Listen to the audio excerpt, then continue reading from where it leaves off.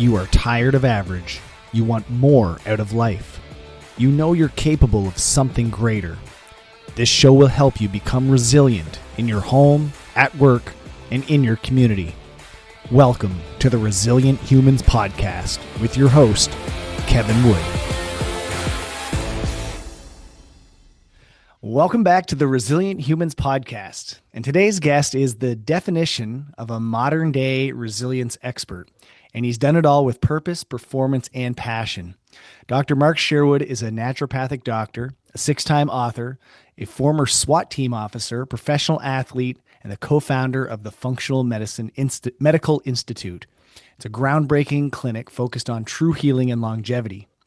From the front lines of law enforcement to the frontiers of functional medicine, Dr. Mark is here to break down of what it really takes to live long, live strong, and stay resilient in a world that's constantly pushing us to burn out. Mark, welcome to the show. Hey, thanks for having me, Kevin. I've been looking forward to this. I appreciate you. Right on. Yeah, we booked this a little while ago, so it's good that the date's finally here. So Geez, you've man, been, it took a while. yeah. So you've been called one of the original biohackers. So I'd like to start there. How do you define longevity, and is it actually possible for the average person? Well, I think it is. It depends on the definition of longevity, of course. And I'm going to define it the way we look at it. It's not just, Kevin, about living longer. It's about living better. Mm, To break it down even further, it's about increasing something I like to call health span and decreasing something I like to call sickspan. And we know health span is really the ability to do what you want, when you want, how you want, as long as you want, and not hurt too bad. You know, it's this idea of functionality and living life. And so our endeavor has been to really, as the old saying goes, not just add years to our life, but life to our years. And it really is possible. We tend to look for the magic pill, the magic process, the magic protocol, but there's really no such thing. It's really all about everything: mindset, heart set, action, intention, passion, purpose, all those things really matter. And so we have seen some fascinating stories of people that are able to live well into their 80s, 90s, and are still going strong, doing what they want, and having the benefit of having an expansive health span. what do you see as the main reason people get put into old age homes? I think our system is set up and our culture is set up to have that expectancy. Mm, And I'll start there with that answer because why do we even have old age homes? Why is there that expectation? Why is it that when someone gets 80 years of age that we expect them to start declining? And I think those questions are ones that we should be asking. Instead of resting in what we think we know, we always need to sort of go beyond that and understand or seek to understand that which we don't know. And so I think the main reasons people get there is number one, expectation. That's what we expect to do. And expectation sets the tone for intentionality and probably our idea of perspective, if you get right down to it. The second part of that is I think our culture and lifestyle is not conducive right now in what we're doing. I'm talking about the Western diet lifestyle process. It's just not conducive for life. We bring in things that are known to be inflammatory instead of informatory. We bring in things that are harmful instead of being healthful. We don't really understand exercise. Really, the context is about movement. Movement is life. Move every day. The only day you don't move is the day you're dead. We don't understand the idea of peace probably as well, because sometimes the action of stress, if it gets a hold of us, in us, on us, through us, it can begin to sort of decline our ability to fight back from a defensive standpoint in our immune system. So I think all those things are included in there. And one mission I have in life to just put a nice bow on this answer is the idea that I can't stand the decline in the brain, in the mind, cognition. And it really does break my heart to see family members suffer along with the person that is suffering. And my whole life is going to be spent, the rest of it anyway, just seeing how we can keep from declining. And so that when we do die, slash change addresses, however you want to look at it, that process is very short, sweet, kind, peaceful, and that it's very, very much of a natural process instead of based upon our expectations. mm.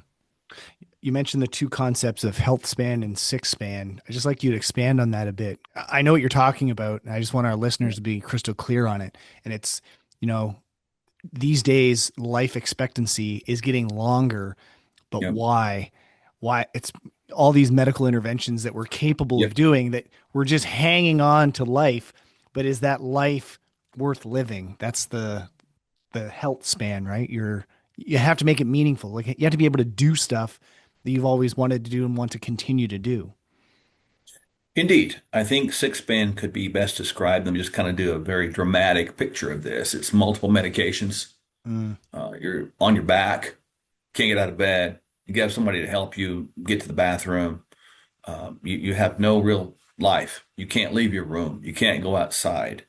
You're more beaten down than you are lifted up. That sickspan concept is really doesn't sound appealing. And like you said, I don't believe that's life.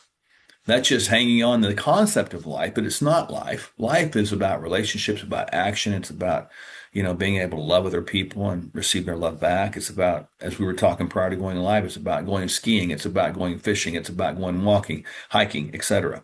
It's about going to the gym. And all these things really matter. And when those things are taken away and we start depending on pills, medical interventions just to keep us alive, my wife and I do not believe that that's life at all. Where does freedom come into this? That's all I was thinking of, the word freedom. Yeah. When you have that ability to be a capable and functional human, you have the freedom. And when you don't, when you're it's like you're chained to the medication and the healthcare, sick care system, whatever you want to call it. That's when you lose your freedom. That's a great point. And let's explore that word a little bit. Freedom and the opposite of that, bondage. You mentioned like you're chained. You really are. Because today in our world, this is how the system rolls.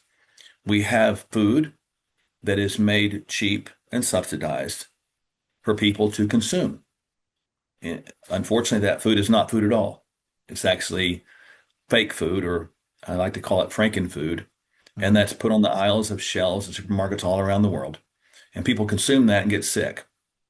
Then they're taught through culture when they get sick, they go to the doctor. In other words, they take the freedom of their own decisions regarding their health out of their hands and they put that on or the onus on another person.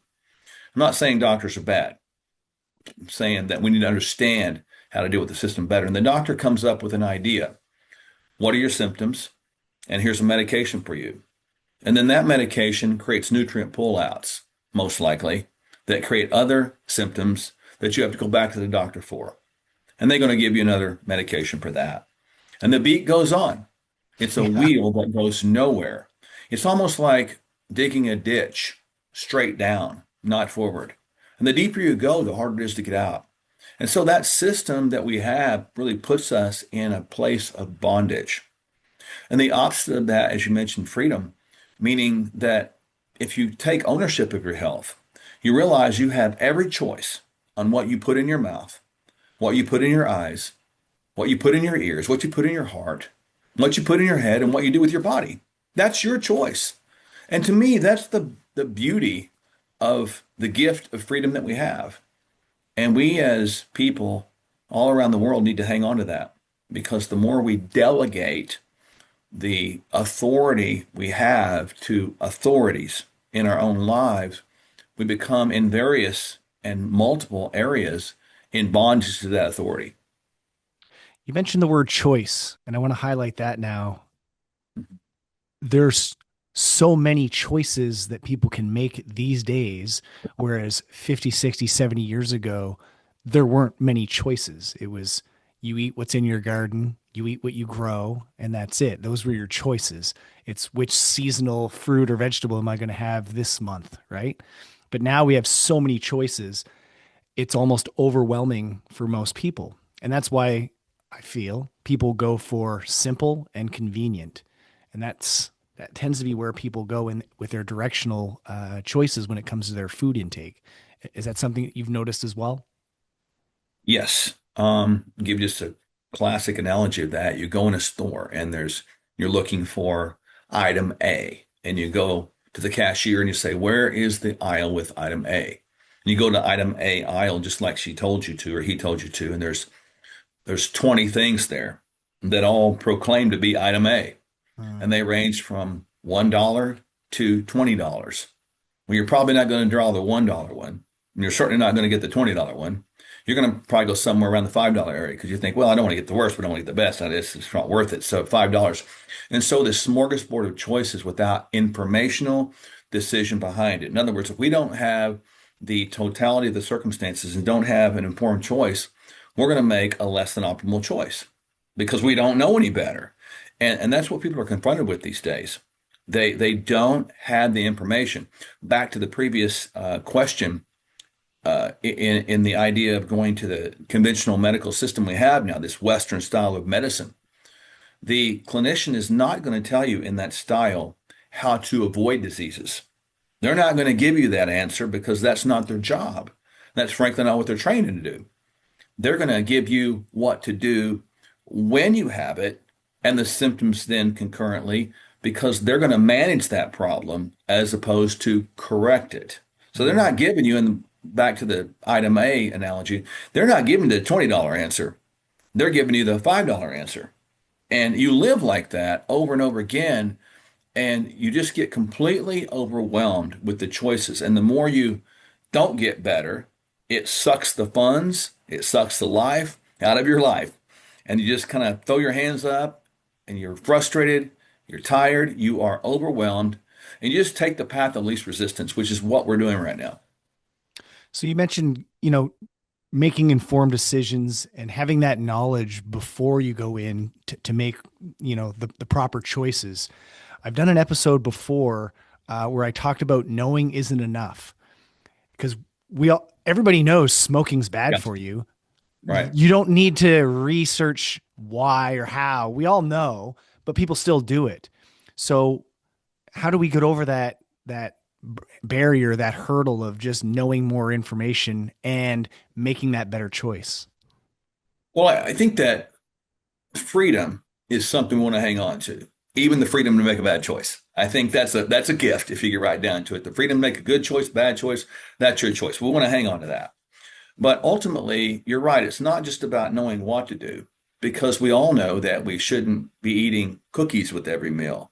We know we shouldn't be smoking. We shouldn't be eating ice cream before bed every night. We shouldn't be overweight. We should go to the gym. We should exercise. We should move every day. We should go to bed earlier. We should treat people better. We should love people more. But the battle inside of us, this idea of good versus evil, good versus bad, however you want to look at it, it rages every day. And we need to make decisions based upon the moment, based upon the reason we're making the decision, based upon the motivation behind the decision. And that's really getting into our why. Why are we alive? What makes me want to live? Look at my life, Kevin, right now, and I honestly think about this. I mean, honestly do every single day. My wife, I love her dearly. She's my best friend. I don't want to let her down. I don't want to be the guy that she has to take care of for the last 10 years of my life and change my diaper. I think about that. Within our mission, within our clinic setting, we have clients, 25,000 of them around the world. I think about every moment I'm speaking with them. What am I representing them? How is it going to affect their life?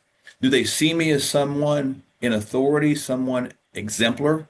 Or do they see me someone as hypocritical? Do as I say, not as I do. Anytime I do a podcast, doesn't matter when it is, and I've been on a lot, television and podcasts and movies. Those moments that you have, they don't repeat themselves. Every single moment, every single word you say ripples into this idea of eternity. It never goes away. Every single episode you've done is out there in the archives forever and ever, and it's going to be here after you're gone. And so we have to figure out why. And that why has to motivate us with intention and action on a daily basis. And the more that you do that, the more that you make those decisions with intentionality and purpose and the why, the more they become habitual and you don't think about it. It's just what you do. And that takes a lot of this thing called discipline and consistency. And when I tell people to start making those changes, Kevin, I want them to start with one or two things and become very good at those one or two things. For example, make one meal a day, and make it awesome. Don't worry about meal two. Just make that one meal awesome. Think about what you're putting in your mouth. Every day, take that one time to put on your tennis shoes and just walk, even if you have to walk around your house. Every day, take that 1 minute and get quiet. Just quiet and just chill out, relax. No sound, no talking, no dogs, no wife, no husband. Just get quiet. So it's about those little ones, one step things that over time, the more that those you can string together, the more consistent and disciplined you become. And then you have victories, and the victories that you've experienced promote victories because on the other side of the coin, and we've all seen this, is people make bad choices and they get hung up in the consistency of bad choices and they think, well, I can't make good choices. So that goes back to this thing called discipline. And you have to speak life into that every day. I am a disciplined person. I Mm-hmm. don't get off track. I stay focused. I don't get wavered or distracted by things around me because I am an example to the people around and I have to live up to that responsibility. I love that you brought in the concept of using your words because that's for this. I've developed this and thought about this for many years. Obviously, I've been coaching people for 20 years. The concept of resiliency has three components, in my view: fitness, nutrition, and mindset. And Yeah, if one of those pillars is weak, the others are going to waver. And it stems from your mindset, and your mindset stems from the words that you use about yourself to yourself. And if you're using shitty words like, I'm a screw up, I always fail, look at how I messed up again, that's going to trigger you into poor eating habits. And you're probably not going to be too good in your fitness side of it either. Right. So it that's really very all stems correct. from those words. Yeah. Yeah, when people come into our office or I have them on Zoom or whatever the case may be or in person, the first thing they do is they might come up and say, what can I do about this? And it's something bad. It's like the first thing I do is stop them and I say, before I answer your question, why don't you tell me what's good in your life right now? Mm-hmm. Yep. And that shifts the whole conversation in a different direction. I'm not minimizing what's not going well. I am expanding on what's going well. I'm trying to get them in a different mindset. And, like for us, we really teach and preach that every day. I don't let people come in and say, I am diabetic or I am depressed or I am ADHD. I don't do that. We reframe it. I'm living a life conducive with healthy blood sugar. I'm living a life conducive with joy. I'm living a life conducive with discipline and attention to detail. So there's a difference in that. And it does move over into our physical and emotional health as well. I mean, like you said, there's that, the three-legged stool that you just talked about. It's the most powerful structure out there known to mankind, that three-column thing. Yep. But if one of those goes down, it becomes one of the weakest structures because it's out of balance. Absolutely. I always start with my clients by asking about their bright spots, and it's what's been going well. A lot of people, Yeah. they come in and they have this preconceived notion of, oh, well, I didn't do this and I screwed up on that. And that's not where we're Yep. starting. What did go well? What did you do? Show me the times where you were consistent. Show me the one instance that you made the better choice over the bad choice. I hate using good and bad as words, but Yeah. better choice over a worse choice. And it like you said, it sets the stage for the rest of the meeting because you get to build off of success. No one's ever built off of something that's terrible. It's if you come in with that cloud over your head of all the things that you failed at and then try to build off of that, everything above it is going to crumble. It's not a solid foundation. So let's start off with our good foot forward. Exactly. And every one of us out here, every single one of us have fallen down and made a choice that we wish we didn't make. Mm-hmm. I mean, that probably will happen again. But here's the thing. I don't get up in the day and expect that. I don't have this mindset that says, well, I'm just human. I'm just Mark. I'm going to make mistakes. I don't even like to say that. That even as an example makes me uncomfortable to say that because it sets the tone and it gives me kind of a grace, if you will, to get off course. And I don't think we have to do that. I don't believe that's part of the normal human experience. I believe we have a choice in how we set our mindset as well. And what we say sets the tone for what I like to call our heart set. Do you have a daily practice that you would recommend somebody to do to help get in tune with their why or their heart set? Yeah, I do. And I put this on my phone and I memorize it as something I do. But every day I'll say my affirmation statement out loud twice. What is it? And I say it so often that I know it. Boom, boom, boom, boom, boom. Sometimes I don't feel like it. Yeah. Sometimes I do feel like it. Sometimes I want to forget it, but I won't because I know that my words matter and I know that my feelings matter as well. But I'm not going to let my feelings or my emotions lead the way and take ownership of my purpose. Because, the feelings that we have are real and they're raw. Some days you're going to have this, that, and they'll take you different directions. But if your feelings lead you, the feelings are very fickle and they can change. But your mission doesn't change. That is that area that you got to stay locked in. Because if you are locked in there, and you do that affirmation statement, it does set the tone for the rest of the day. And it's important to do that in the morning first thing. Don't put it off because it's that important. It's the beginning of the day that sets the tone for the rest of the day. How does somebody go about coming up with what that statement should be? I think you go back to what's important to you. Mm. For me, my faith is important. And so I just say my statement right now. And people, thank you, God, that you made me into a great man, husband, father, and friend. You made me a great leader, influencer, and healer. Therefore, I am focused, diligent, disciplined, and exemplary. I'm at peace, full of joy, exuding and living supreme health. I hear your voice and follow your directions with a servant warrior heart and mind. And I'm grateful for your presence, provision, and protection, as well as your grace and mercy. And that's what I say every day. Now, for me, it's really about my faith, my wife, and my life, and then my purpose. And I think that's the way to go. You go from what is it that drives you in your heart? Then what is that thing that drives you in your life? And then who is it for? So it's heart, what drives you, and then for whom. And I think if you can construct something like that, it doesn't need to be as long as I just stated, perhaps even two or three lines, but it does need to be something that you say out loud because the words out of your mouth, the sound, it changes what's in you. It does change the environment. The people don't understand that a powerful effect, but it really does. It changes your whole immune system. It changes your whole response from your sympathetic nervous system down and even the parasympathetic. It changes the dynamic of the cells by what you say, and it needs to be out loud. I mean, people say, well, can I say it to myself? You can, Not the but it same. needs to be out loud because that's what gives it power.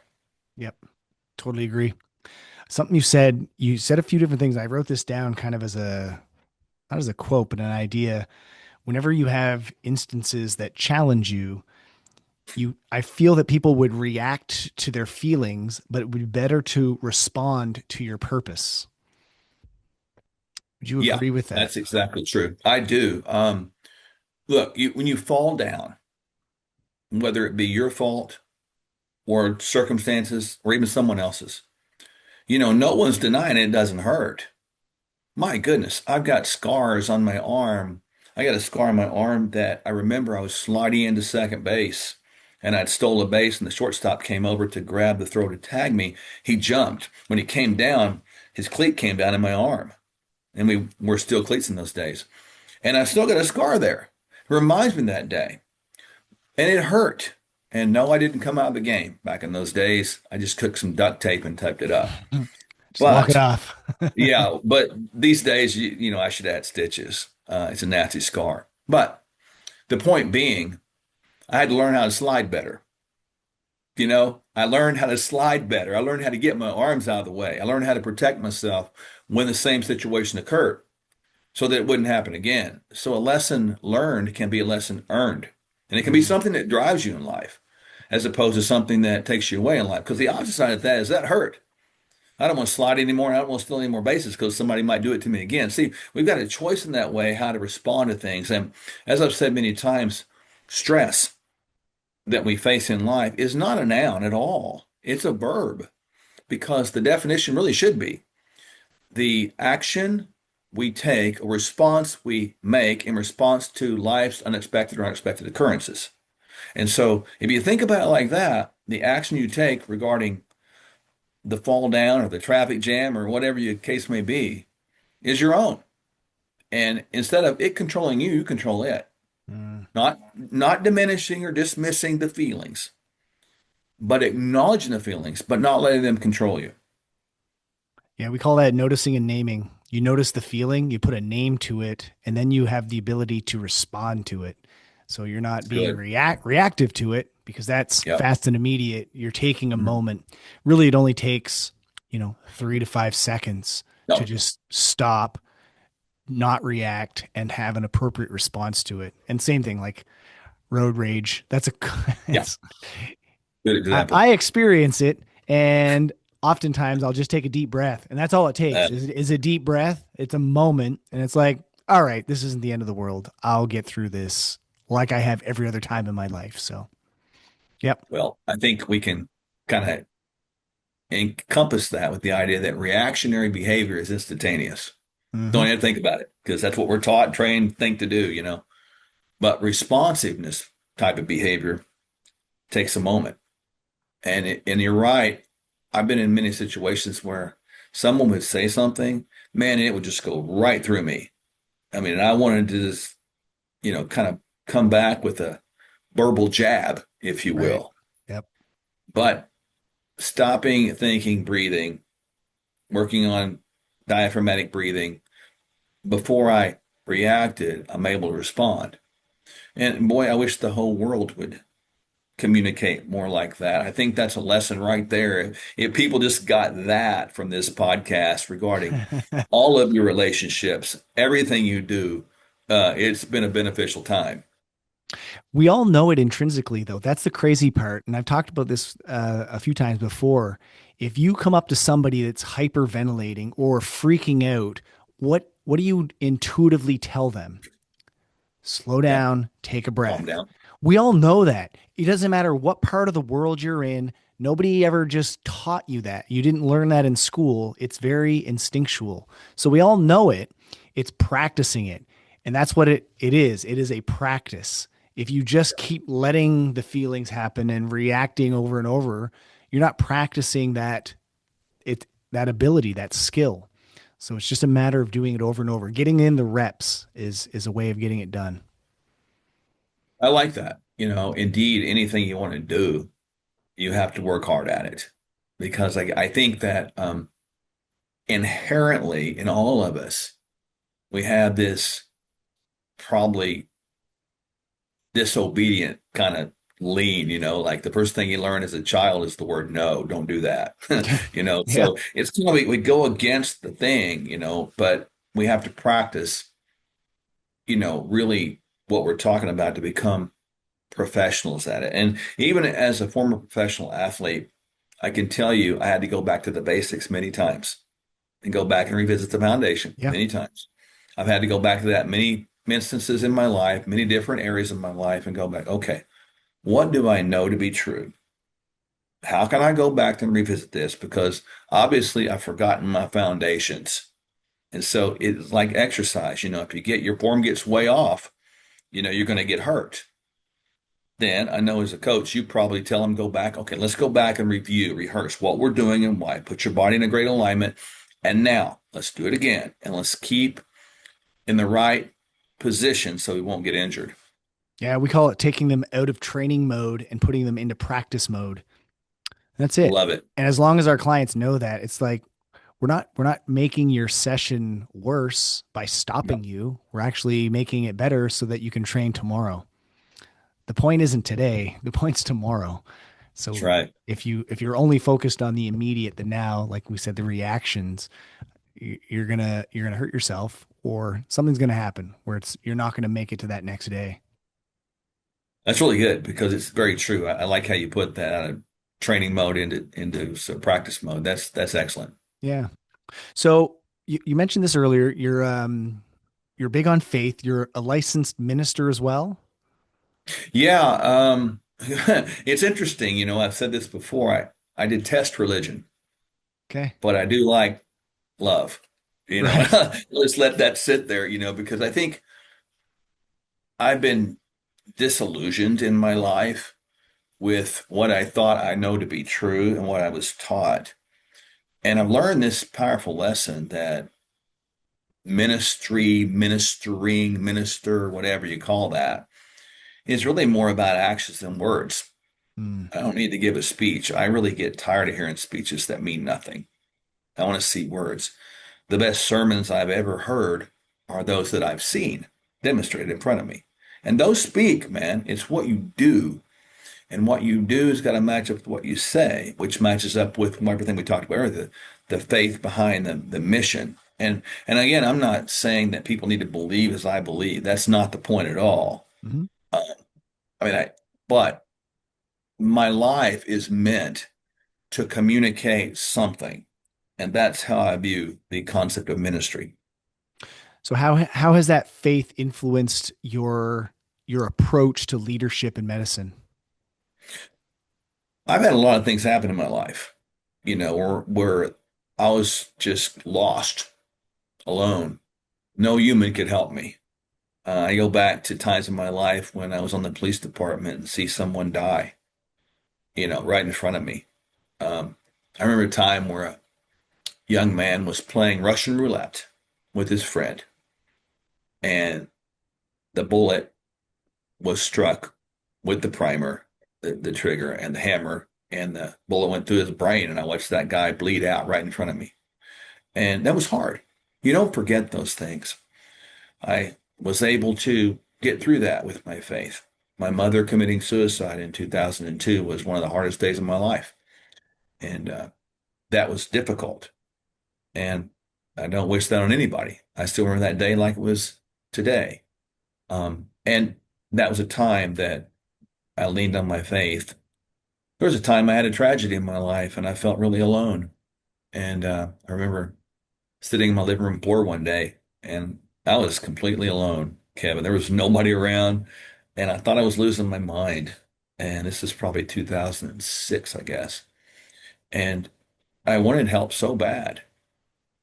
I'd called people, asked people, but nobody showed up. And I had nobody. But I believe I did have somebody. I believe God helped me through that. And the more experiences you go through like that in life where non-humanly help becomes the help you can lean on, um, it does grow that faith. And it's not something that's just a off and on thing. It's something that you practice every day to remind yourself of what you've went through. So I look back at those times and I don't like them, but I learned from them. And I can't forget them because the memories and the history does set the tone many times, if you use it correctly, for a better future. For sure. I've gone through many things that I look back and I'm like, I shouldn't be here right now. Yeah. There's there had to have been some type of intervention that Yep. kept me alive. So there's a scar on my wrist that should have killed me. I should have fallen 150 feet to my death, and I Mm. didn't. So it's crazy, and it's there, always there to remind me. So, um, I'd like to know if you believe in legacy. Is that something that you believe in? And if so, what kind of legacy do you want to leave behind? I do believe in that. And we do talk about a lot, my wife and I, what legacy are we leaving behind? And that's really been part of our discussion over the last probably 10 years. As we've gotten older, as the 40s go by, the 50s go by, and now here we are in the 60s. I'm like, wow, man, where'd the time go?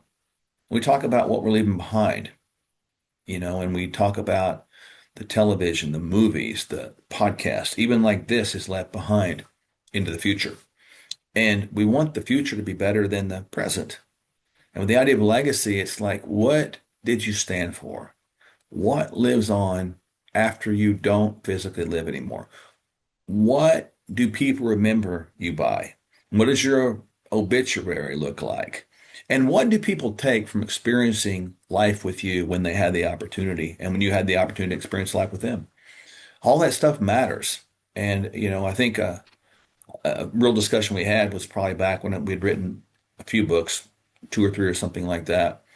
Then somebody had an idea of writing a book on my wife's story. And through a third discussion, someone said, well, why don't you just do a movie on that? Because it's an incredible, powerful story. And we thought, okay, well, people do put books on shelves, but a movie that might live longer, perhaps, because it's always going to be on there to play for reruns. People don't need to pick up a book. They're going to turn on a device to watch it. And so we do talk about it. It's really what you leave behind and the concept of what it does to people, that value that you're paying forward after you're gone. There's a, I feel like there's mixed messages from a lot of people about legacy, and some say it doesn't matter at all because once you die, it it doesn't matter. Like nothing matters after that point. And then others have that idea that you just said it's important because it lives on and it's about making the world better. The jury's still out for me. I'm not sure because I feel like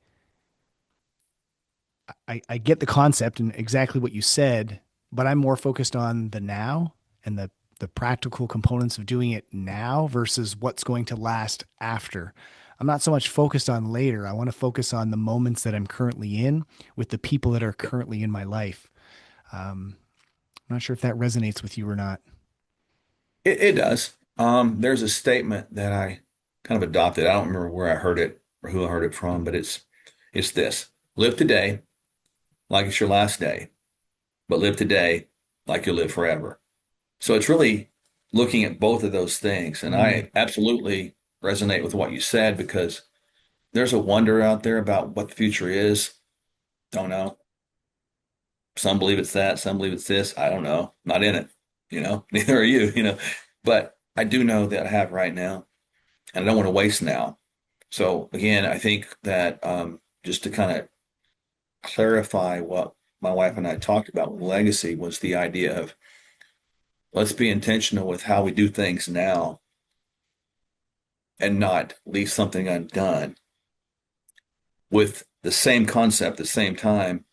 Well, what's this going to mean if somebody looks at this 10 years from now, 20 years from now, 30, 40, 100? So mm. it's thinking about both, but I'm absolutely with you in that. I like what you just said. I don't want to waste now. That's how you do it. That's Exactly. how you do the legacy is by not That's right. wasting now. That was a good one. I like that. I Yeah. had like I don't know. It's a cognitive shift. Whenever I'm like I sit Yeah. back or I go, huh? It's like, oh, there it is. A little light bulb went off. So appreciate that. Thanks for that, Mark. Yeah. There's Uh, a, there's a, there's a way I've looked at that over the years, like yesterday is history. Tomorrow is a mystery, but today is a gift. That's why it's called the present. And I think mhm. most people go, that makes sense because you don't get these 1,440 minutes back. And how you spend the minutes in a day, they cannot be returned to the neighborhood supermarket. You might make a bad decision. You can't get those minutes back, so you don't want to waste it. Yeah, for sure.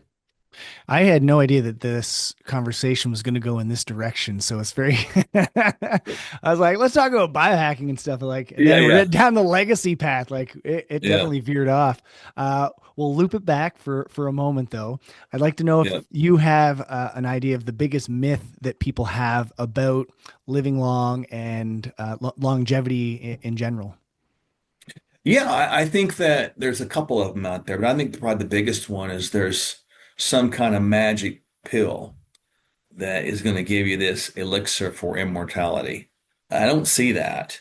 I think there's a bunch of things out there that would contribute to the opportunity, but I think life is more than about a pill or a process. So I think that's one thing out there. And then the other thing is within the idea of longevity, um, some people believe, and I've heard them say this, that I don't want to do the things that was required for longevity because it's not any fun or it's hard or it's too expensive. That is not true Mm, because sickness and sickspan is much more expensive than Healthspan.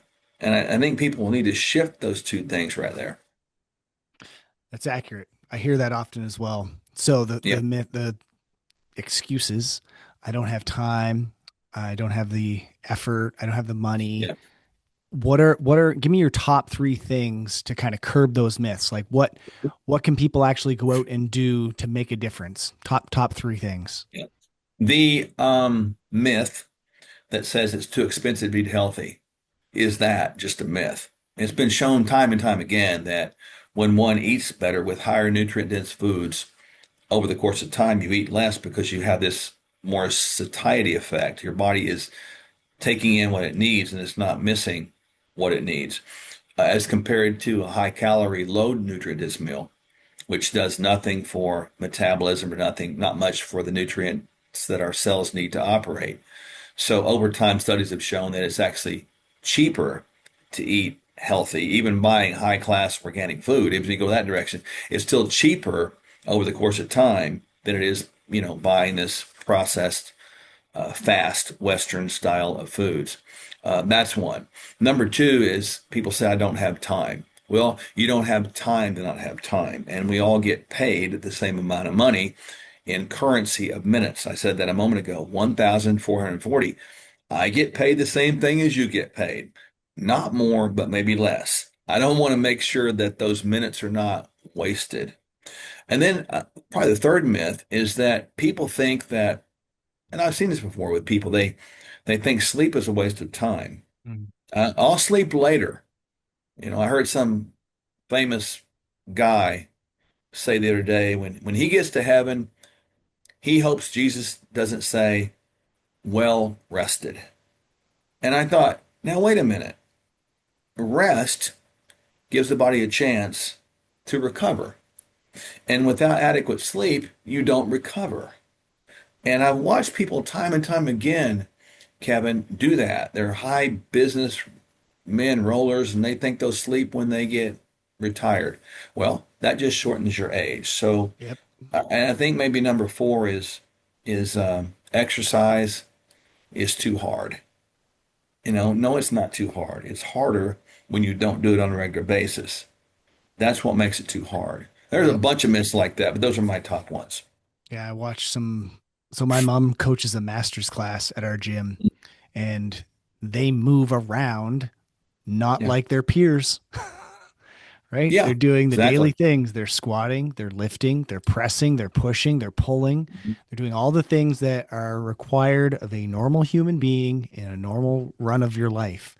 And Yep, I tell people, I show people that we have a 16-inch box at the gym. I say that's the standard height of a toilet. And if you can't squat that low unassisted, you're going to need some help down the road to wipe your ass. That's not a that's life good. worth living. No, So you better get in the gym and start squatting because it's imperative for your life and your freedom. I hadn't heard that before, but that's great, man. I 16 try to make inches. everything as real as possible so that people That's don't good. have, there's no question. That's it. It's right there beside you. Can you Yeah. squat your ass down to that and stand up without somebody helping you? If the answer is yes, you have freedom. If the answer is no, we need to work on it. Right? I would love to use that one Do again, it. and I probably will. I'll give you credit. Steal it, man. Give me credit or not, doesn't matter. I'm sure I stole it from somebody too, but I've been saying it for like 20 years, so it's been a Yeah. while. Yeah. Um, yeah, those were great concepts and ideas. Hopefully the listeners kind of take something from that. Mhm. Like you said, life can get expensive when you don't take care of it up front. I consider it like an insurance policy. You're paying it Yeah. up front, but then you reap the benefits down the road. And my mom's a prime example of that. She's 70. Oh God, I'm gonna mess this up. 76 now. I think she's 77 this year. She only started exercising when she was 59. That's when she started. And I called her a chronic walker. That's all she did was walk. And I said, listen, I'm going to have kids someday, your grandkids, and you're going to need to keep up with them. You're going to need to pick them up. You're going to need to chase them around. You're going to have to do all that. And what you're doing right now is not going to be conducive to that. And she signed up the next day, joined the gym the next day. Bravo. Right. And And she's since there. 27 years later, or Yeah. whatever that is, 17 years later. 17 years later. And since then, she's had 2 strokes, rheumatoid arthritis, breast Mm, cancer, and she currently has an aneurysm on her aorta. She still comes to the gym 3 days a week. And the doctor said she wouldn't be alive right now if it wasn't for the fitness that she's been doing and taking care of mm. herself leading up to those incidents. You don't Wow. you don't know the cards that you're going to be dealt, but you have the ability to respond to it. You can play that hand a little bit better if you put the work in ahead of time. That's inspiring, man. Yeah, Really man. inspiring. I hope people really got that message right there because it's never too late to start. That's my biggest myth. People say, I hate it. I absolutely hate it. Oh, I need to get in shape before I join the gym. You No, don't you don't have to learn how to swim before you take swimming lessons either. Like just get in the pool. just Start. Just start start. now. Yeah. Yeah, it's like people want to wait till Monday, typically. And I'm like, no, no. Yeah. Monday's And always then the not. next Wait till Monday and then tomorrow. the next Monday. That's right. Just Or start now because yeah. tomorrow may not be here. They'll say, "Oh, I'm going to start someday." Well, that's not on the calendar. I don't know what Mm. day that is. So, can you When point is it out? that? Yeah. Yeah, it's good. Marty, it's been a great conversation, and I love asking the same question to all of my guests at the end here. I'd love to know what your definition of resiliency is in your own words. We use that term a lot. Resiliency Good. is the ability to handle life, all parts of life, effectively. It's ups, it's downs, it's goods, it's bads. The times you fall down, the times you knock down, the times you get back up. The more you can do that, it builds strength. And that strength over time builds resiliency. How would somebody become more resilient, practically speaking? What's one thing that they could do? Last tip. I like the idea of starting the day, as I stated earlier, with some kind of affirmation statement. Love it. And if you can do that, that costs nothing because we talk. Use the first words you speak wisely. Love that. Mark, this is awesome. So thankful for you coming on and sharing your knowledge and wisdom with our listeners here. Is there anything else you'd like to share? Books, courses, whatever you have to offer, now's the time. Pitch it out. Well, I mean, we have a lot of stuff like that, but people can go to our website at drmarksherwood.com, drmarkshewod. That's super simple. And there is a great ebook on there. I encourage people to get that. It's called Hope, Health, and Freedom. And so Nice. it's probably 20 some odd pages. I wrote it and my wife wrote it. It's us. And then there's some links to books and movies on there. And if people want to connect with our clinic and all kinds of stuff that we do, there's a bunch of free stuff on there. So the bottom line is, take all that free stuff and hopefully it'll bless and help people. Man, you're leaving a legacy. I love it. Right on, Thanks, man. man. I appreciate that. Thanks for coming on. I appreciate it. You're welcome. Thanks for listening. If you enjoyed this episode, please share it with others or leave a rating and review. To catch all the latest episodes, be sure to subscribe, and I'll see you next time.